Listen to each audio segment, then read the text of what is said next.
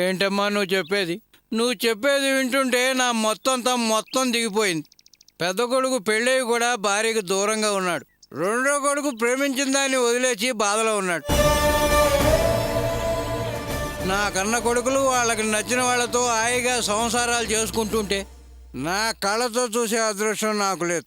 వాళ్ళకి సుఖ సంతోషాలు లేవమ్మా.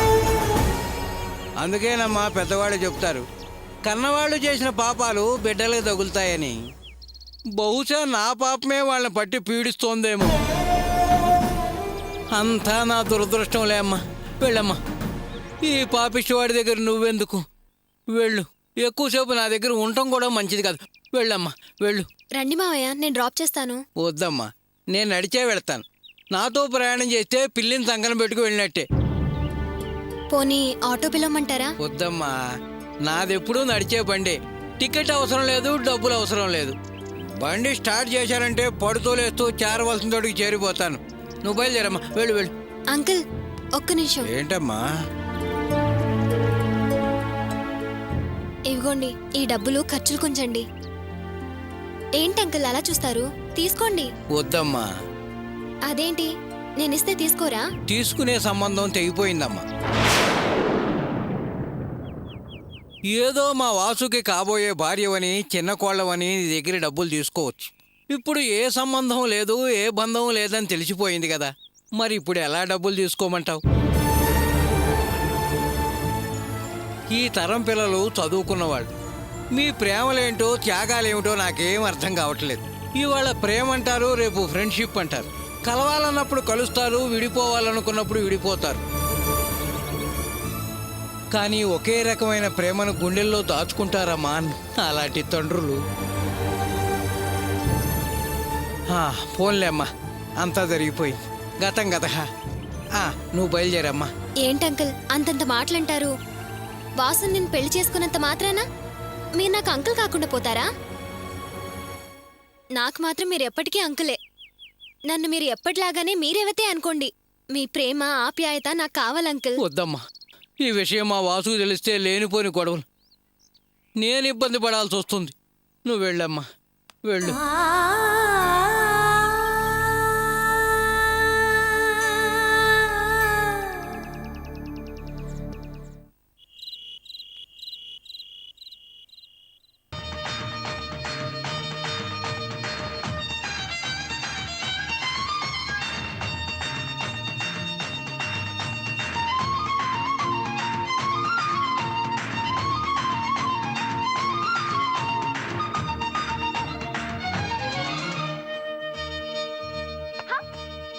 అమ్మా, నాకొద్దమ్మా, నాన్నగారికి.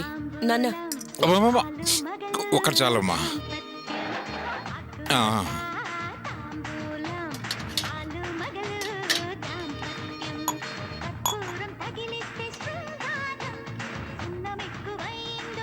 సాంబార్ ఉంది, వేసుకోండి.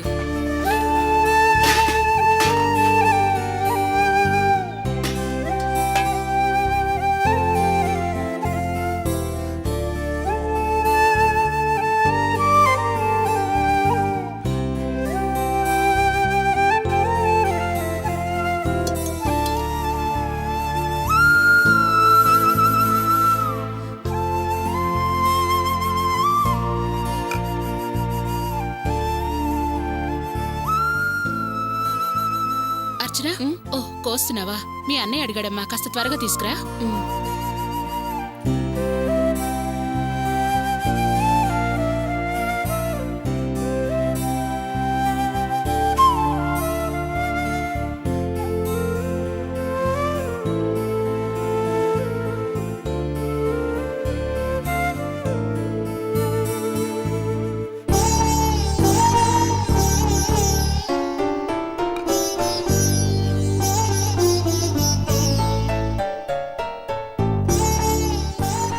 అర్చన,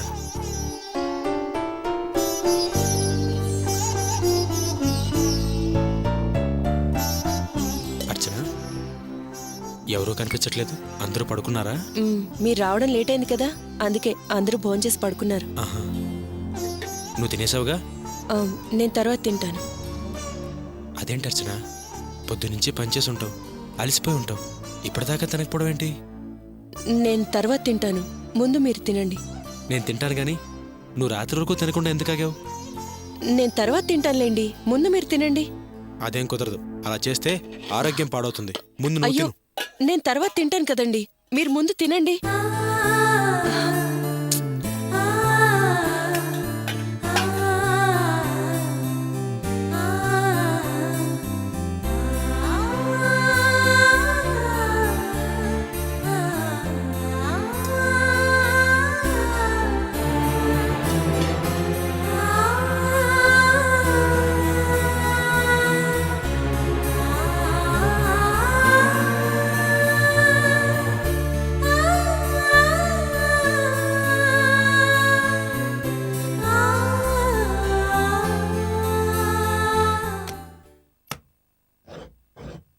ఏంటే వెతుకుతున్నావు? నా మాత్రలు ఎక్కడ పెట్టానో తెలియడం లేదండి, మర్చిపోయాను.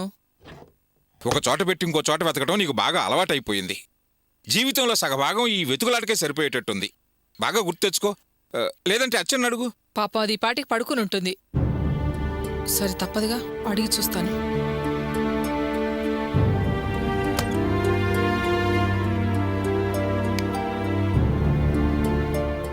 ఏంటమ్మా? అర్చన ఎక్కడే? అర్చన ఇక్కడ లేదమ్మా. మరి ఎక్కడుంది? అది ఇక్కడ పడుకోదు, బయట ఏమైనా పడుకుందేమో. అది హాల్లో కూడా పడుకోలేదే. ఎక్కడ పడుకుంది? ఒకవేళ డాబా మీద అన్నయ్య రూమ్ లో పడుకుందేమో.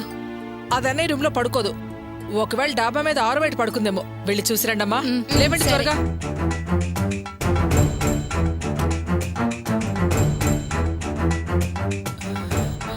అది హాల్లోనూ పడుకోలేదు, ఇక్కడ పడుకోలేదు. ఎక్కడ పడుకుందో? యావండి, భగవంతుడా, ఎక్కడ కనిపించడం లేదు. యావండి, ఏంటి వరలక్ష్మి, టాబ్లెట్స్ దొరికినాయా? వేసుకున్నావా? యావండి, అర్చన కనిపించడం లేదండి. ఏంటి అర్చన కనిపించడం లేదా? కనిపించడం లేదండి. పిల్లల్ని పైకి వెళ్ళి చూసి రమ్మన్నాను. అమ్మా అమ్మా, అర్చన పైన లేదు.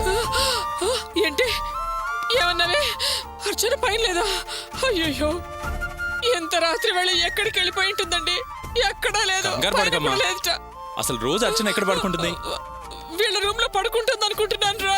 అయ్యో, నా దగ్గర నేను లేదు. మీ రూమ్ లో పడుకుంది అనుకున్నానమ్మా. ఏంటి వరలక్ష్మి ఇది? మనం ఇంతమంది ఉన్నాం, అది ఎక్కడ పడుకుంటుందో కూడా తెలీదా? అయ్యో, ఇంత రాత్రి పూట నా బిడ్డ ఎక్కడికి వెళ్ళిపోయిందానండి? నాకేం అర్థం కావడం లేదండి. నాకు భయంగా ఉంది. వరలక్ష్మి, నువ్వేం భయపడకమ్మా. నువ్వు ఆయాసపడకు. ఉండు. ఇలా రా. నా బిడ్డ ఇలా రా. ఎక్కడికి ఇలా కూర్చో. వెళ్ళిపోయిందో? ఏడవకమ్మా. ఇలా అయ్యో. కూర్చో, ఇలా కూర్చో. కోపించుదాను. అది ఎక్కడ ప్రియా, నువ్వు వెళ్ళు, గ్లాస్ మంచినీళ్ళు తీసుకురా. పట్టించుకోలేదు. ఏమండి, అర్చన ఎక్కడికి వెళ్ళిపోయిందా? నాకు భయంగా ఉందండి. ఎక్కడికి వెళ్ళలే, వస్తుందిలే. నువ్వు ఊరుకో. పైన కూడా లేదండి. నువ్వు ఆవేశపడబాకు. అదే వస్తుందిలే.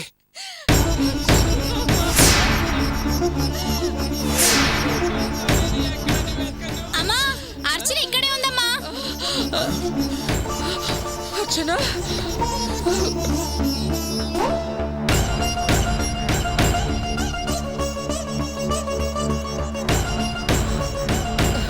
అర్చన, ఏంటమ్మా ఇది? ఇక్కడ పడుకున్నావా? అది అమ్మా, లేదు, పర్వాలేదమ్మా. అమ్మా, నా దగ్గర పర్లేదమ్మా. పడుకుందు గాని పద. అమ్మా, పర్లేదు. రామ్మా, పద. అమ్మా అమ్మా, ఇది మనీలే కదమ్మా, నేను ఎక్కడ పడుకుంటే ఏంటి? అర్చన, నువ్వు మా రూమ్ లో పడుకుందువురా. మీరందరూ ఏమీ అనుకోకండి, నన్ను కాసేపు ఒంటరిగా వదిలేయండి, నేను ఇక్కడే పడుకుంటాను. నా మాట వినమ్మా. ఎందుకు మనం ఒక్కదని ఒంటరిగా పడుకోవాలి? నా దగ్గరకు వచ్చి పడుకో తల్లి. నా మాట వినమ్మా. రా అర్చన, మా రూమ్ లో పడుకుందు గాని. అందరూ మౌనంగా ఉంటారా కాసేపు? దాన్ని ఇష్టం వచ్చిన చోట పడుకోనివ్వండి. ఏంటండి మీరనేది? మనమేమో హాయిగా ఫ్యాన్ల కింద పడుకున్నాం. ఇది మాత్రం తెల్లవారులు దోమలు కుట్టించుకుంటూ దొర్లుతూ ఉండాలా? నాకు అలవాటే అమ్మా.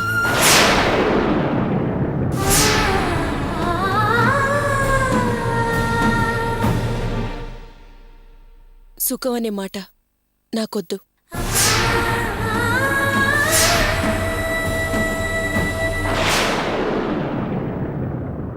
అమ్మా, అర్చన ఇక్కడే పడుకొని. ప్రియా, నువ్వు వెళ్ళి చాప తీసుకురా.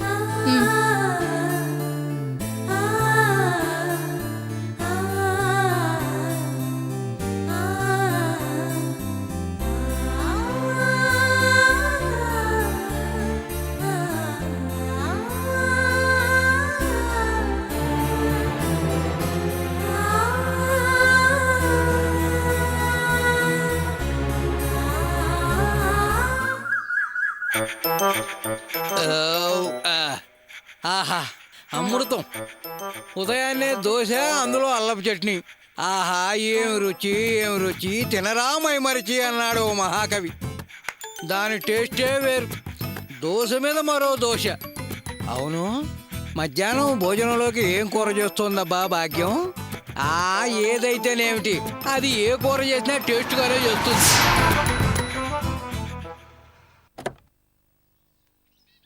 రేయ్, ఇక్కడే ఉండు.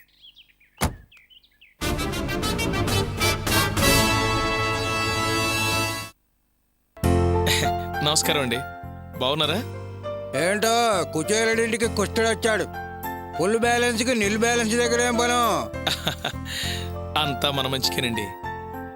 లోపలికి వెళ్ళి మాట్లాడుకుందామా? మేము లేని వాళ్ళం కావచ్చు, కానీ ఇంటికి వచ్చిన శత్రువు అయినా లోపలికి పిలిచే మర్యాదగా మాట్లాడడంతో మేము ఉన్నవాళ్ళమే. రండి లోపలికి వెళ్దాం. అరే వాసు, ఏంటన్నా? ఎవరొచ్చారో చూడు.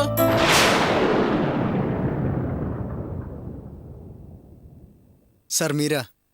కూర్చోండి సార్. ఏం వాసు, బాగున్నావా? బాగున్నాను సార్. అప్పుడేమో రౌడీల చేత కొట్టించి సావుకు దగ్గరగా తీసుకెళ్లారు. ఇప్పుడేమో బాగున్నావా అని అడుగుతున్నారు. మీరేం పెద్ద మనుషులండి.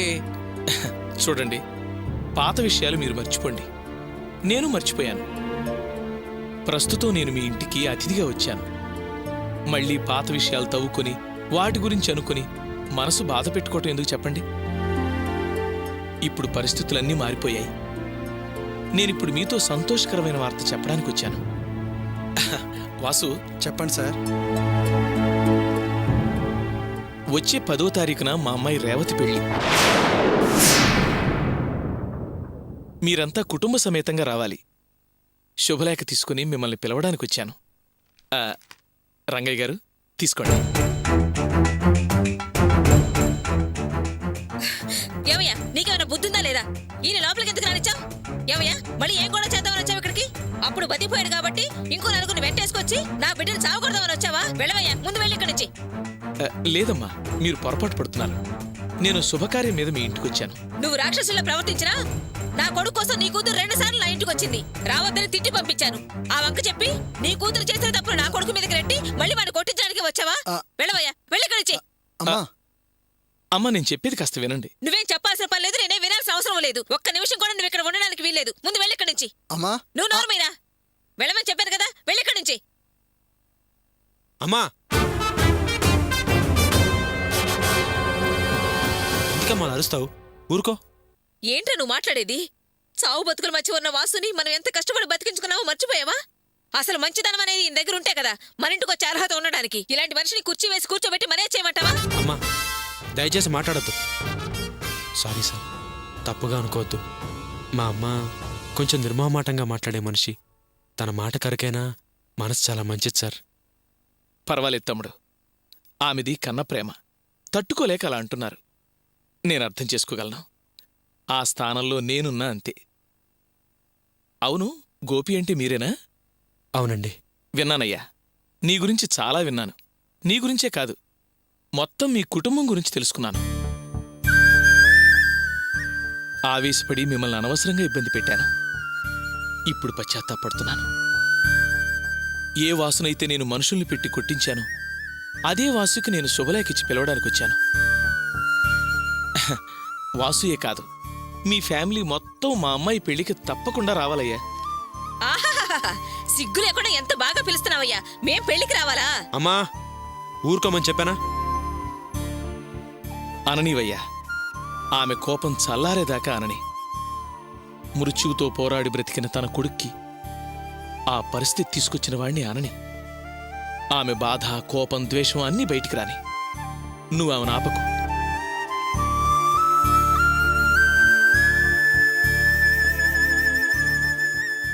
వాసు,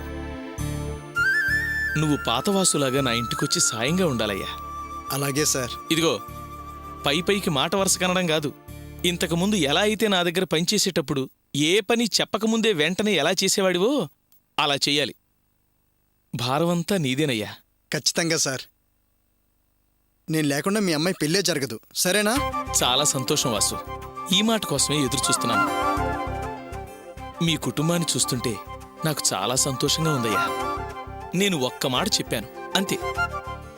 నా కూతురుని మంచితనంగా నా దగ్గర వదిలేశాను. నేను వాసు విషయంలో కాస్త ఓవర్గానే బిహేవ్ చేశాను. అయినా అవేవి తను మనసులో పెట్టుకోలేదు. వాసు అంటే నా కూతురికి చాలా పిచ్చి.